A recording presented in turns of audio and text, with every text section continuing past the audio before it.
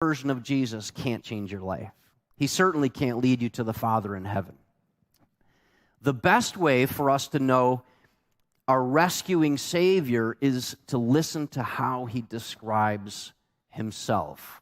Jesus uses I am statements. And we talked about that last week, how I am is a loaded phrase. You can't miss that. Jesus isn't using I am the way you and I might use I am. But he's using I am statements, and it reveals something significant about him.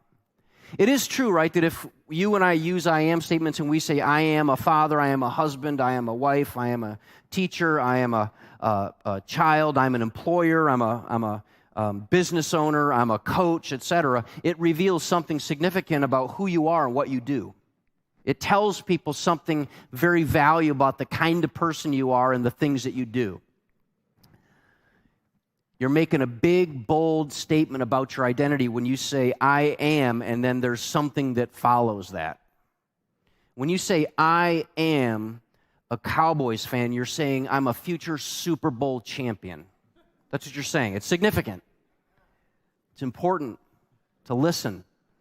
How does Jesus describe himself? Look at this. Who does Jesus think he is?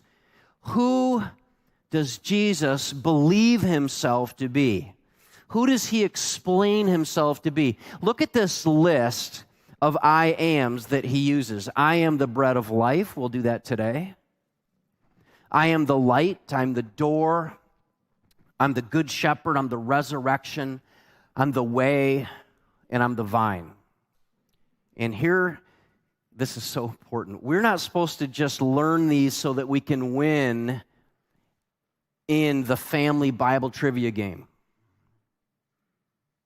Instead, we're to read these, and it's supposed to light us up with expectation and insight that this is God's character. Jesus is revealing to us who he is. In other words, this is revealing to us something important. It's helping us to understand that he has glorious character, and he describes that to us with these phrases. And also, it's a motivator to worship. We'll be reviewing this idea every single week of the series, that he says, I am, all these things, and not just for us to fill our brains with knowledge, but for us to see his glorious character more clearly, and also as an impetus for us to worship him. Our life with Jesus isn't compelled by religion. It isn't compelled by expectation. It's not compelled by tradition. It's based on a clear grasp of who he is. And today we're going to learn together Jesus' description of himself. I am the bread of life. And we're going to see and savor this picture of who he reveals himself to be together. You must know Jesus in his own words to really worship him. So here's our big idea today. Jesus thinks about himself that he was sent by God to satisfy our deepest cravings, both now and also for eternity or forever. Do you remember where you were when you ate your first peanut butter and jelly sandwich on Wonder Bread? Who remembers that? I remember exactly where I was when I had my first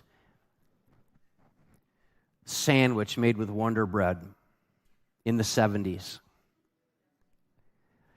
Bread. Jesus says to himself, says to you, I am the bread of life. And bread, I wish this wasn't true. I wish your pastor was more spiritual. I wish that I instantly, when I heard Jesus say bread of life, I wish that I instantly thought of him breaking himself and passing his broken body out to us. But I don't. I think of Wonder Bread. I think of this brilliant idea to put white carbs and sugar into an oven and bake it, and then put peanut butter on it and jelly on it, and then later on, by God's grace, then there came Nutella for us. But after Wonder Bread, I discovered something called cheesy garlic bread. So when I was young and dumb, I thought Wonder Bread, that's the best you can get. And then as I grew up, someone introduced me to a gateway drug called cheesy garlic bread.